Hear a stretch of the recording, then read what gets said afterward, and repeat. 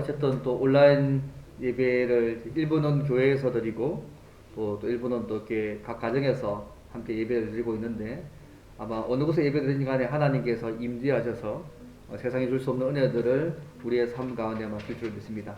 원래 정승환 교수님 사실 미리 원래 이렇게 하셔야 되는데 못 하셔서 미리 녹음을 기도하는 가운데 하셔가지고 이렇게 주셔서 감사합니다. 그래서 이 시간 다시 한번 이 자리에 계신 분이나 아니면 또 각 가정에서 예배 드리신 분들 다시 한번 박수 한번 해주시면 좋겠습니다. 다시 한번 박수 하겠습니다. 감사합니다. 2018년도인가요? 한 2년 전에 후기 기독교 사회인 영국에서 설문을 조사한 적이 있었습니다. 근데 크리스마스가 어떤 날인지를 잘 알지 못하는 사람들이 10명 중에 4명이었습니다. 그리고 크리스마스를 생각하면 산타나 눈사람 등으로 대체하고 있는 사람들이 많았습니다. 심지어 많은 사람들이 예수님의 탄생뿐만 아니라 그 탄생에 관계된 중요한 인물들에 대해서도 알지 못하는 것으로 나타났습니다. 그래서 전체 응답자의 37%는 마리아와 요셉에 대해서 전혀 몰랐습니다. 그리고 전체 응답자의 50%는 천사 가브리엘의 수태고지도 전혀 알지 못했습니다. 심지어 6%는요 그날에 산타가 등장한다고 이렇게 얘기했다고 합니다. 어쨌든 크리스마스가 어떤 날인지가 잊혀지고 있는 한 단면의 세계의 한 단면입니다. 근데 오늘날 한국의 실정이 되고 있는 모습이기도 합니다. 예수님보다 산타클로스와 선물이 또 크리스마스 파티가 또 크리스마스 캐롤이 더 강조되고 있는 시대에 살고 있습니다. 물론 코로나 때문에 이 판도가 조금씩 바뀌고 있긴 합니다. 오늘 여기서 보니까 그 머라이 캐리의 26년 전 크리스마스 캐롤이 다시 한번 많은 사람들에게 회자되고 있고 인기가 있다는 얘기를 오늘 들은 것 같습니다. 특별히 오늘 이 시간에는요, 이 대강절을 맞이하여서 또 특히 요한복음의 말씀을 통하여서 코로나가 다시 창궐하는 이 시기에 우리에게 대강절과 성탄절을 맞이하고 있는데 요한복음의 말씀을 통하여서 예수님이 어떤 분이시고 왜 이 땅에 오셨는지를 다시 한번 생각해 보려고 합니다. 여러분, 예수님은 어떤 분이십니까? 또 어떤 분이시라고 생각하십니까? 예수님께서 이 땅에 오셔서 도대체 뭘 하셨다고 생각하십니까? 첫째는요, 예수님은 세상에 생명을 주기 위하여서 온 참 빛이신 하나님임을 믿어야 합니다. 예수님은 세상에 생명 주기 위해서 오신 참 빛 되신 하나님임을 믿어야 한다는 것입니다. 오늘 본문에 보시면 예수님이 스스로 나는 세상의 빛이라고 말씀하시면서 빛의 이미지를 가지고서 자신이 어떤 분인지를 설명하고 계십니다. 여러분, 예수님이 나는 세상의 빛이라고 할 때에 빛의 어떤 이미지를 가지고 말씀하시는 걸까요? 많은 성경학자들이 예수님께서 이 말씀을 하실 때가 초막절이기 때문에 초막절을 밝혔던 빛과 관련된 말씀이라고 생각합니다. 이번 초막절이 어떤 날입니까? 이스라엘 역사에서 광야 생활을 기억하며 지키던 절기가 초막절이고요. 또 하나님께서 영광 가운데 율법을 계시하셨음을 기념하는 날이 초막절이었습니다. 근데 예수님께서 이 말씀을 하실 때가 초막절 다음 날이었습니다. 그래서 이 초막절을 기념하기 위해서 이스라엘 백성들은 초막을 짓고 성전뜰에 등불을 켭니다. 그래서 초막절에는 첫째 날부터 마지막 날까지 등불을 밝혀 놓았습니다. 이 등불은 이스라엘 백성들이 애굽에서 나오고 난 이후에 광야에서 삶을 살아갈 때에 그들과 항상 함께 있었던 구름 기둥과 불 기둥을 상기시키기 위해서 달아놓은 것이었습니다. 또 하나님께서 영광 가운데 율법을 주셨음을 재현하기 위해서 성전의 뜰에 불을 켜서 비추게 했습니다. 그래서 이 날을 통해서 하나님의 그 계시가 말씀이 시온에서부터 이루어지고 그 계시가 온 세상을 비추어서 암흑과 혼돈의 세계에서 하나님을 아는 지식이 가득 차도록 기원하는 것이 또 초막절의 중요한 의미였습니다. 근데 예수님께서요, 이 배경을 가지고서 나는 세상의 빛이라고 말씀하고 있습니다. 예수님 자신이 하나님을 온전히 계시하셔서 온 세상으로 하여금 하나님을 알게 하는 분임을 말씀하고 있는 것입니다. 그래서 마태는요, 이사야서 9장의 말씀을 인용해서 흑암에 앉은 백성이 큰 빛을 보았고 사망의 땅과 그늘에 앉은 자들에게 빛이 비추었다고 마태복음 4장에서 말씀하고 있습니다. 세상이 흑암에 있다고 이해합니다. 흑암에 있다는 말은 세상에 악과 고난이 가득하다는 말이고요. 이런 악과 고난을 치유할 방법들이 이 세상에 없다는 말입니다. 그런데 예수님께서 빛으로 오셨습니다. 나는 세상의 빛이라고 말씀하셨습니다. 그래서 예수님께서 빛이 되어주지 않으시면 결코 해결할 수 없는 상황이 예수님 오기 전의 세상의 상황입니다. 근데 예수님께서요, 내가 빛이라고 말씀하면서 이 문제를 내가 해결할 사람이라고 말씀하고 있는 것입니다. 구약 역사를 보게 되면 광야 생활할 때 이 불기둥이요, 캄캄한 광야 생활을 환하게 비추어 주었습니다. 또 뒤에 애굽의 군대가 달려올 때에 이스라엘 앞에서 인도하시기도 하고, 반대로 구름 기둥이요, 이스라엘 뒤로 가서 애굽의 군대가 그 빛을 보지 못하고 이 군대가 이스라엘 진영에 접근하지 못하도록 그렇게 만든 역할들이 불기둥과 기둥기둥이 했습니다.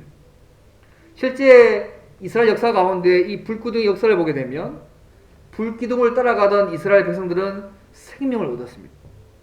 그러나 그 빛을 바라보지 못했던 바로의 군대는 어두움 가운데 속에서 이스라엘 백성들 가까이 갈 수 없는 상황이었습니다. 예수님께서 나는 세상의 빛이라 말씀하시면서 빛이신 예수님을 믿고 다른 자들은 보호하시고 지키시며 생명을 주신다고 오늘 본문이 말씀하고 있는 것입니다. 이번 하나님이신 예수님께서 하나님의 임재와 보호와 인도를 우리가 쉽게 다가가도록 하기 위해서 하나님이신 그분이 이 땅에 오셨습니다. 그것이 성탄절이기도 하지 않습니까? 구약에 보게 되면요, 시편 27편 1절에 말씀합니다. 여호와는 나의 빛이요 나의 구원이시니 내가 누구를 두려워하리요. 여호와는 내 생명의 능력이시니 내가 누구를 무서워하리요. 그래서 빛을 설명하면서요, 구원과 함께 설명하고 있습니다. 심지어 이사야 선지자가요, 예수님께서 육신의 몸을 입고 오실 그 사실을 예언하면서 이렇게 얘기합니다. 이사야서 49장이죠. 또 내가 너로 이방의 빛을 삼아 나의 구원을 베풀어서 땅 끝까지 이르게 하리라고 말씀하고 있습니다. 이것을 볼 때요, 예수님이 나는 세상의 빛이라 할 때 이 빛의 개념 속에는요, 인도하시고 보호하시고 구원하시는 의미가 함께 사용되어 있다는 것입니다.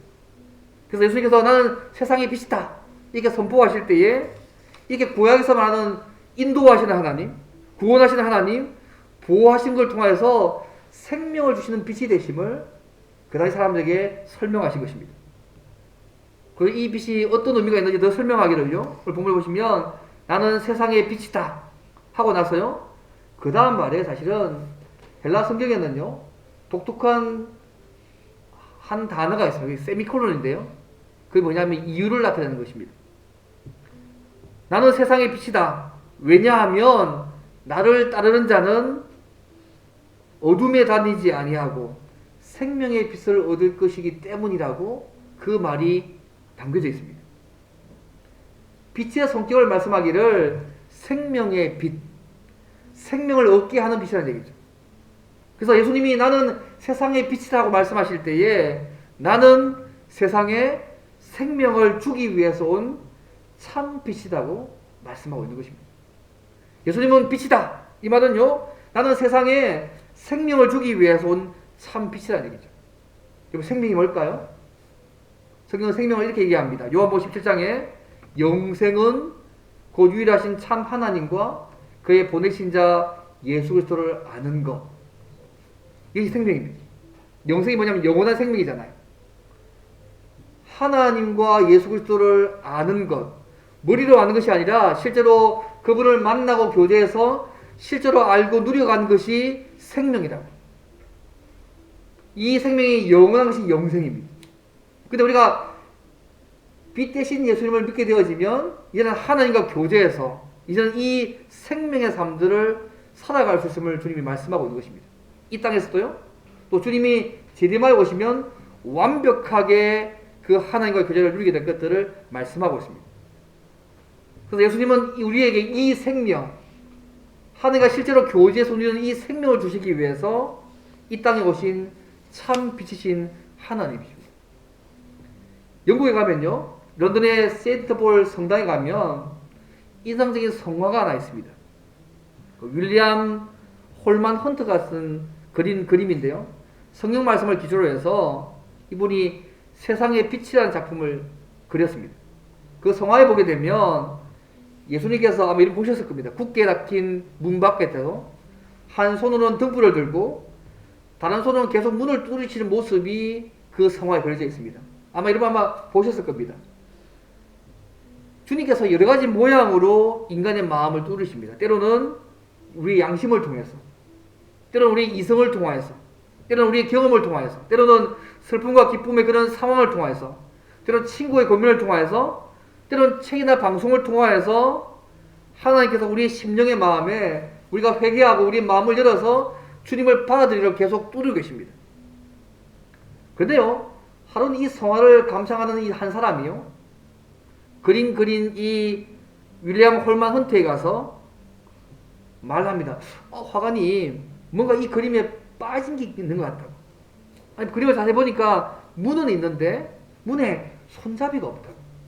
아니, 그림 그리다가 혹시 빠뜨린 거 아니냐고 그렇게 물었습니다. 그때요, 이 화가 어떻게 했냐면 빠뜨리고 그린 것이 아니라 이 문은 오직 안에서만 열 수 있습니다.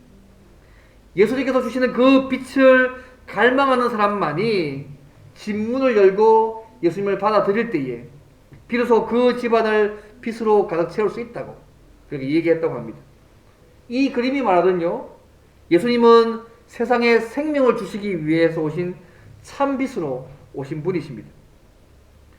행복한 나눔의 대표로서 많은 사람을 돕고 있는, 어려운 사람을 돕고 있는 영화배우 고은아 씨 기억할지 모르겠습니다. 아마 젊은 사람은 잘 모를 겁니다. 지금 나이가 드신 분이니까. 아마 집사님 아시죠? 그죠? 또 아마 집에서 예배를 드리고 있는 분 가운데 고은아 씨 알 겁니다. 이분이요, 이런 말을 했습니다. 영화는 짧은 감동을 주지만, 한두 시간 정도 내 영혼의 마음을 짧은 감동을 주지만, 신앙은 나에게 영원한 기쁨을 선사한다. 영화는 짧은 감동, 그러나 신앙은 영원한 기쁨이라고 그의 삶 속에서 고백하는 걸 들었습니다. 빛 대신 주님을 만난 자의 고백, 이건 아니겠습니까? 영화와 다른 모든 것들은 짧은 감동을 나의 삶에 주지만 정말 빛 대신 주님을 만나서 교제하는 그 신앙은 나에게 영원한 기쁨을 준다는 것이 그의 고백이었습니다. 사랑하는 성도 여러분, 우리가 계속해서 이 코로나 상황에서 대강절을 지내고 있고 또 성탄절을 맞이하고 있습니다. 혹시 아직까지 빛 대신 주님을 인격적으로 만나지 못하신 분들 혹시 계십니까? 예수님이 빛이 되어주지 않으시면 우리는 결코 살 수 없는 존재임을 인정하시면 좋겠습니다. 예수님이 어둠 속에 있는 우리에게 생명을 주시기 위해서, 하나님과 전혀 교제할 수 없는 어둠 가운데 있는 우리에게 생명을 주시기 위해서 이 땅에 오신 참 빛이 되신 하나님이심을 믿으시길 바랍니다. 그래서 빛 대신 주님을 믿은 자로서 그분의 은혜에 감사하고 기뻐할 뿐만 아니라 아직도 빛 대신 주님을 만나지 못한 사람들에게 그 주님을 말과 삶으로 증거하며 살아가는 저와 여러분이 되면 좋겠습니다. 첫째는요, 이 예수님이 세상을 구원하기 위해서 생명을 주시게 오신 빛 대신 주님을, 빛 대신 하나님이심을 믿는 첫 번째 작업입니다. 그렇다면 예수님이 생명을 주시기 위해서 온 참 빛이신 하나님을 믿는 모습은 어떻게 나타나야 될까? 이 두 번째입니다. 어떻게 나타나야 될까, 여러분? 참 빛으로 오신 주님을, 예수님을 부인하지 않고 변함없이 따라가야 합니다. 끝까지 믿고 순종해야 된다는 말씀입니다. 그러면 생명의 빛을 얻게 될 것입니다. 참 빛으로 오신 예수님을 부인하지 않고 변함없이 따라가야 합니다. 그러면 생명의 빛을 얻게 될 것입니다. 누가 생명의 빛을 얻을 수 있습니까? 오늘 말씀 보십시오. 12절 말씀에 나를 따르는 자는 어둠에 다니지 아니하고 생명의 빛을 얻으리라. 주님을 따르는 자가 생명의 빛을 얻습니다. 주님을 따른다는 것이 무슨 말일까요? 믿고 순종한다는 의미입니다. 근데 오늘 본문에 보게 되면요, 믿고 따르는 이 행동이 일시적이나 한 번의 행동이 아닙니다. 계속적인 행동입니다. 환경이 좋든지 나쁘든지 관계없이 변함없이 믿고 순종한다는 의미가 오늘 본문에 담겨 있습니다. 헬라 성경에요, 오늘 본문에 나를 따르는 자라는 이 표현이 어떻게 되어 있냐면, 죄송합니다만 현재 분사형으로 되어 있습니다. 목사가 이름을 하시면 죄송합니다. 설명하겠습니다. 어쩔 수 없습니다. 이건 뭐냐면 예수님을 따르는 것이 일시적인 것이 아니라 계속적으로 따라가는 삶이라는 것입니다. 잠시 잠깐 어떤 감정이나 분위기 때문에 따라가거나 내 유익이 있어서 치우쳐서 따라가는 것을 의미하지 않습니다. 계속적으로 주님을 따라가되 상황에 관계없이 주님을 따라가는 것을 의미합니다. 계속적으로 주님을 따라가는 자는 어둠 가운데 다니지 아니하고 생명의 빛을 얻게 될 것이라고 본문이 말씀하고 있습니다. 그런데요, 당시에 성전에 있었던 바리새인들은요, 빛으로 오신 이 메시아신 예수님을 그분이 오셨음에도 불구하고 그 말을 믿고 받아들이지 않습니다. 오히려 그 말이 진실인지 아닌지를 증거를 내놓으라고 얘기합니다. 13절 말씀입니다. 내가 너를 위하여 증언하니 내 증언이 참되지 아니하다. 증거내라. 주님은 스스로 세상의 빛이라고 말씀하고 있는데 그걸 못 믿겠다고. 그 말에 대한 분명한 증거를 내놓으라고 지금 얘기하고 있는 것입니다. 근데 주님께서 14절에 이렇게 말씀합니다. 내가 나를 위하여 증언하니 내 증언이 참되다. 예수님 스스로 빛이라고 증거해도 그 증거가 사실이라고 얘기합니다. 그 이유가 뭐냐면요, 14절 말씀에 나는 내가 어디서 오며 어디로 가는 것을 알지만 너희는 내가 어디서 오며 어디로 가는지 알지 못하기 때문이라고 말씀하고 있습니다. 이게 무슨 말씀입니까? 예수님은 하늘로부터 오신 하나님이십니다. 또한 하늘의 아버지 하나님께 가실 하나님이십니다. 그렇기 때문에 예수님께서 이렇게 말씀하고 있는 것입니다. 쉽게 말하면 이런 얘기죠. 예수님은 증거가 필요 없으신 하나님이시기 때문에 예수님 말씀 자체를 그냥 받아들이는 것이 중요하다는 것을 말씀하고 있는 것입니다. 근데 왜 그 당시 바리새인들이 이 예수님 말씀을 받아들이지 못했을까요? 15절 말씀 보십시오. 너희는 육체를 따라서 판단한다고 표현하고 있습니다. 그래서 육체를 따라서 판단한다는 말이 무슨 말이냐면 제약된 인간의 본성을 따라서 판단하기 때문에 주님을 못 만나는 거죠. 육체로 판단하는 것은 출신이나 학벌이나 지위나 배경이나 겉으로 드러나는 것을 가지고 판단한다는 얘기입니다. 그들의 기준에 의하면 예수님은 어떤 사람입니까? 갈릴리 중에서도 아주 촌 동네 나사렛 출신입니다. 아주 촌발 날리는, 그죠? 촌 출신입니다. 정식으로 랍비 교육도 받지 않은 형편없는 존재입니다. 그래서 예수님을 인정할 수도 없었고 예수님이 무슨 말씀을 해도 믿을 수 없었습니다. 사실 이 예수님께서 메시아로 오셔가지고 유대인이 생각하는 그런 메시아의 그런 그 조건에 다 충족했었습니다. 어디서 왔는지 알 수도 없고 이적들을 행해야 되고 다윗의 아들로 율법을 성취한 자가 메시아의 조건이었거든요. 근데 예수님이 이 모든 조건을 다 갖추었음에도 불구하고 눈이 멀어서 그분을 메시아로 빛 대신 주님을 알아보지 못하고 있는 것입니다. 그래서 요한복음 1장 이렇게 얘기하지 않습니까? 참빛, 그 세상에 와서 각 사람에게 비치는 빛이 있었나니 그가 세상에 계셨으며 세상은 그로 말미암아 지은 바 되었으되 세상이 그를 알지 못하여. 참빛이 세상에 계셨지만 세상은 그를 알지 못했다. 이번 사도 바울 기억나십니까? 고린도서 5장에 보게 되면 그가요 이렇게 얘기합니다. 비록 우리가 그리스도도 육신을 따라 알았으나 이제부터는 그같이 알지 아니한다고. 바울이요 육체를 따라서 세상적인 기준으로 주님을 보았을 때 그는요 교회를 무너뜨리고 예수 믿는 사람을 핍박하는 사람이었습니다. 그러나 그가 담에서 도상에서 주님을 만나고 난 이후에 삶이 확 바뀌지 않습니까? 이제는 주님만 가장 귀하게 생각하고 주님만 위해 살아가는 사람으로 바뀌었습니다. 육체를 따라서 제약된 본성을 가지고서는 이 주님을 만날 수 없습니다. 오늘 본문에 바리새인의 모습이 그랬습니다. 주님이요, 내가 스스로 하나님이기 때문에 증거 필요 없다 얘기합니다. 그런데 주님이 또 더 얘기합니다. 16절에서 18절 보시면 나를 증거해 준 분이 한 분 더 있는데 그분이 누구냐면 나를 보내신 하나님 아버지가 나를 증거한다는 거죠. 내가 스스로 증거하고 나를 보내신 하나님이 나를 증거하기 때문에 내 말은 진짜다. 세상에 피신 메시아는 진짜라고 얘기하고 있는데 여전히 이렇게 말씀함에도 불구하고요. 19절 말씀 보시면 내 아버지가 어디 있냐고 오히려 바리새인들은 반문하며 받아들이지 못하고 있습니다. 예수님은요, 하나님 자신이 예수님이기 때문에 딴 증거 필요 없이 나는 나다. 나는 하나님이기 때문에 더 증거할 필요가 없다. 동시에 하나님이 곧 나를 보신 아버지가 나와 함께 하시고 증거하기 때문에 내 증거가 참이라고 얘기하지만 그 당시 바리새인들은 그 빛으로 오신 예수님을 하나님으로 인정하지 못하고 있습니다. 사랑하는 성도 여러분, 오늘 이 시대도 마찬가지입니다. 예수님께서 이 세상에 생명을 주시기 위해서 참 빛으로 오신 하나님 모셨음에도 불구하고 오늘날 많은 사람들이 예수님을 그렇게 이해하지 않는 것 같습니다. 여러분, 그 니체라는 사람을 기억납니까? 신은 죽었다라고 말했던 니체 같은 사람은요, 그는 이렇게 얘기합니다. 신이라는 어떤 절대적인 존재에게 기대어 사는 거 그렇게 살지 말고 차라리 우리 스스로가 성장하고 우리가 스스로 주인이 되어 가서 진정한 초인, 어디에도 구속당하지 않는 그런 자유로운 존재가 되는 것이 진짜 인간의 모습이다. 이런 니체의 생각이요, 온 세상 사람 속에 깔려 있습니다. 그래서 내가 중심이고 내가 핵심이고 내가 전부입니다.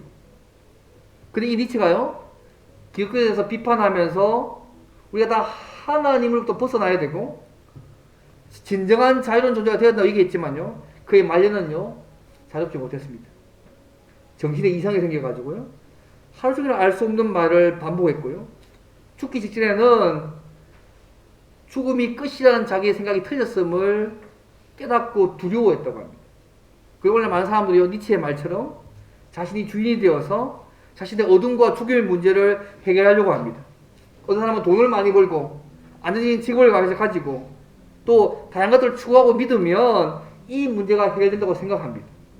그래서 주님이 오신 이 성탄절조차도 자신이 주인이라는 관점에서 받아들이고 정작 주인공이신 주님은 뒷전이 되고 있는 것이 현실입니다. 여러분 기억하십시오. 이미 우리에게 우리 역사 속에서 주님이 세상의 빛으로 오신 이 사건은 이미 벌어진 사건입니다. 이미 우리에게 기쁜 소식입니다. 미래에 일어날 일이 아니고 이미 이 땅에 들어온 기쁜 소식입니다. 이 소식에도 두 가지 반응. 하나는 받아들이느냐 아니면 부인하느냐. 세상 많은 사람들은 이미 이 세상에 들어온 기쁜 소식을 어둠에서 극복할 수 있는 세상의 빛으로 오신 그 주님을 부인하는 것이죠. 이 역사 속에서 이미 들어와서 진행되고 있는 일인데 우리가 그걸 믿고 받아들이고 있는 것입니다. 이 빛 대신 주님을 계속 부정하면 대가 치를 날들이 오게 되는 것이죠. 어쨌든 오늘 주님은요, 그래서 우리의 믿음의 원리는요, 머리로 알아서 믿는 것이 아니라 믿고 깨달아지는 것입니다. 우리는 예수님이 생명을 주시기 위해서 오신 세상의 빛으로 믿고 이 주님을 따라가야 합니다. 주님을 변함없이 꾸준히 따라가야 합니다. 우리가 믿음으로 이 세상을 살아갈 때에 때로는 좋은 상황만 있는 것이 아니라 때로는 견디고 어려운 상황 또한도 우리 삶 속에 있을 수 있습니다. 믿음 생활에 의심과 회의가 찾아올 수도 있습니다. 그럼에도 불구하고 주님이 세상의 빛이라는 이 사실을 믿고 거기에 몸을 던져보면 하나님과 교제하는 생명을 얻게 되고 우리의 삶에 세상이 줄 수 없는 놀라운 변화들을 우리가 보게 될 것입니다. 예수님이 말씀하신 대로 그를 따르는 자들은 어둠에 다니지 아니하고 생명의 빛을 얻게 된다는 그 말씀을 우리의 삶 가운데 체험적으로 누리게 될 것입니다. 한 인물이 있었습니다. 종교를 짐으로 생각하면서 신앙을 버리고 떠났다가 긴 방황 끝에 신앙으로 돌아와서 눈물겹도록 아름다운 소설을 적은 한 인물이 있습니다. 그 사람 이름은 톨스토이입니다. 톨스토이 아시죠? 톨스토이가 어렸을 때요, 신앙생활 잘 하다가 10대 시절에 신앙을 떠납니다. 그리고 55세가 되어서 신앙론이라는 책에서 이렇게 얘기합니다.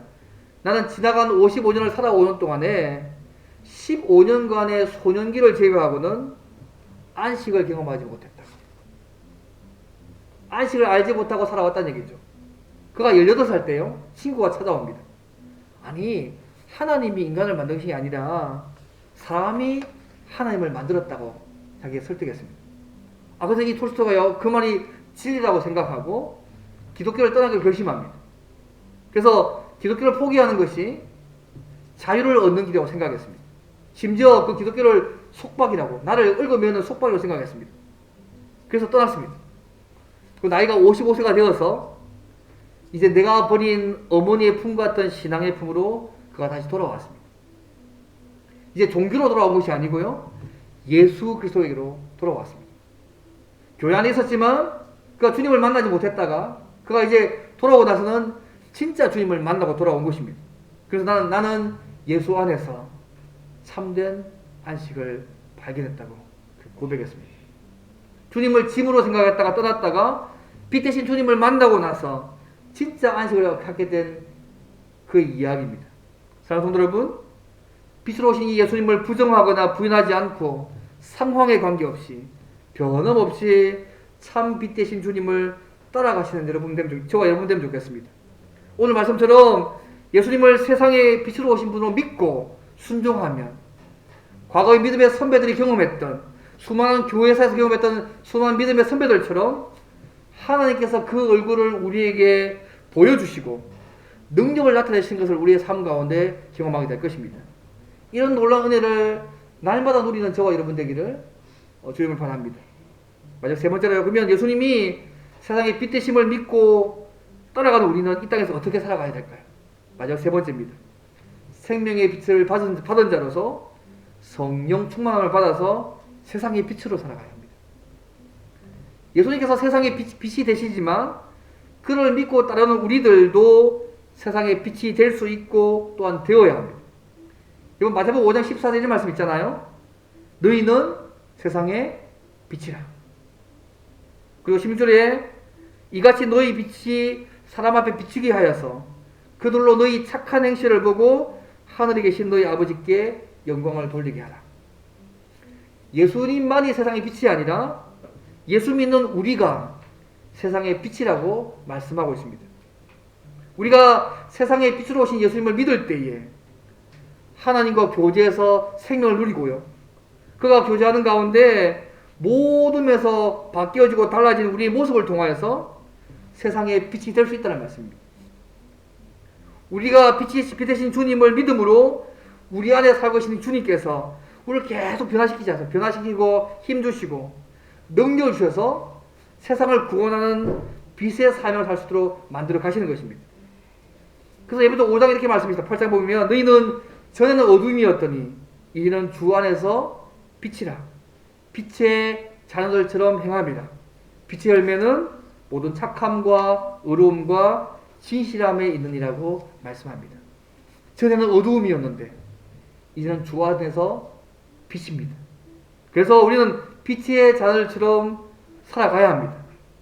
마태복음 5장에서는 믿는 사람들이 예수님의 빛을 받아서 세상에 비춰야 되는 빛을 착한 행실이라고 말했지만, 바울이 예배소서에서는요, 빛의 자녀로서 삶의 구체적인 모습이 뭐냐 하면 모든 착함과 의로움과 진실함이라고 이야기했습니다.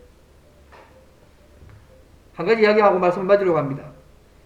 인종차별이 심했던 남아공에서요 있었던 실화입니다.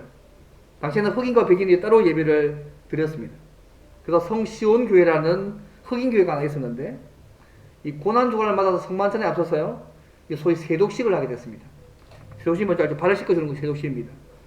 근데 그 주일에요 흑인 교회에 올리버라는 백인 대법원장이 혼자 이 교회를 방문했습니다. 흑인들 많은 교회에 백인 대법원장이 온 겁니다. 근데 그가 세독식 때예요, 이 마르타라는 흑인 여성에게 다가가서 무릎을 꿇고 정성을 내서 발을 씻겨줍니다. 생각해보세요. 인종차별이 심한 이 남아공에서 흑인 교회에 한 백인 대보호관이 세조시 갈 때에 흑인 여자의 발을 씻겨주는 그 모습을 생각해 보십시오. 교회당에 모인 모든 사람들이 다 놀라서 숨을 죽이고 바라보고 있었습니다. 이때 이 백인 대법원장이 하는 말이 뭐냐면 이 사람이 흑인의 발을 씻긴다는 거 그 당시 남아공에서는 일어날 수 없는 일이었습니다. 상상이 힘든 일이었습니다. 근데 발을 다 씻기니 올리브가 이런 말을 합니다. 여러분, 이 사람은 내 집의 노예입니다. 한평생 우리 집 아이들의 발을 수백 번 더 씻겼습니다. 그때마다 내 마음이 늘 괴로웠습니다. 우리 아이들의 발을 씻어준 이 사람의 발을 내가 씻겨주어야 내 마음이 편할 것 같아서 이렇게 한 것뿐입니다. 여러분, 이 사건 이후에요, 올리버 대법원장은 대법원장직에서 파면되었습니다. 이 사건 때문에. 인종차별 심한 그곳에서, 흑인 있는 교회에서 발을 씻겨준 이 이유 때문에 대법원장에서 파면되었습니다. 근데 그가 파면되고 나서 이렇게 얘기합니다. 이제야말로 참으로 하나님께 찬양할 자유스러운 그리스도인이 되었습니다. 그리고 기뻐하며 감사했다고 합니다. 대법원장에서 파면되는 위험을 감수하고서라도 말씀에 순종해서 그 당시 남아공에서 세상의 빛으로 산 한 그리스도의 모습이라고 생각합니다. 우리도 빛 대신 주님을 만난 자로서 이제 하나님을 제대로 믿고 사는 세상의 빛으로 살아가는 저와 여러분이면 좋겠습니다. 사랑하는 믿음의 가족 여러분, 대강제를 지내면서 성탄절을 맞이하고 있는데 예수님을 영생을 주시기 위해서 이 땅에 오신 세상의 빛으로 믿으시기를 바랍니다. 그러면 하나님과 교제하는 세상이 줄 수 없는 신비한 하나님의 은혜를 우리의 삶 가운데 주실 것입니다. 때로는 우리를 치유하시기도 하시고, 때로는 우리를 인도하시고, 때로는 보호하시고, 때로는 공급하시는 하나님만이 주시는 은혜와 능력들을 우리의 삶 가운데 누리게 하실 것입니다.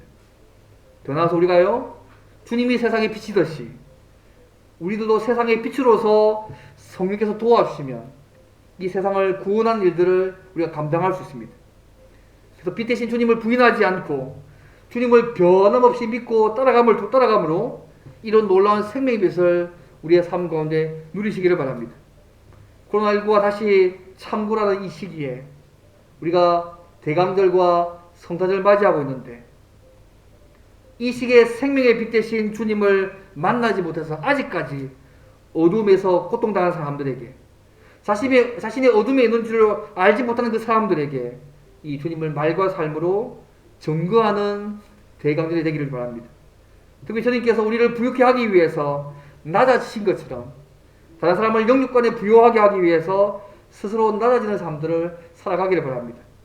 그래서 빛 대신 주님의 생명의 빛을 받은 자로서 성령 충만함을 받아서 세상의 빛으로 잘 살아가는 저와 여러분 되기를 주의 이름으로 바랍니다.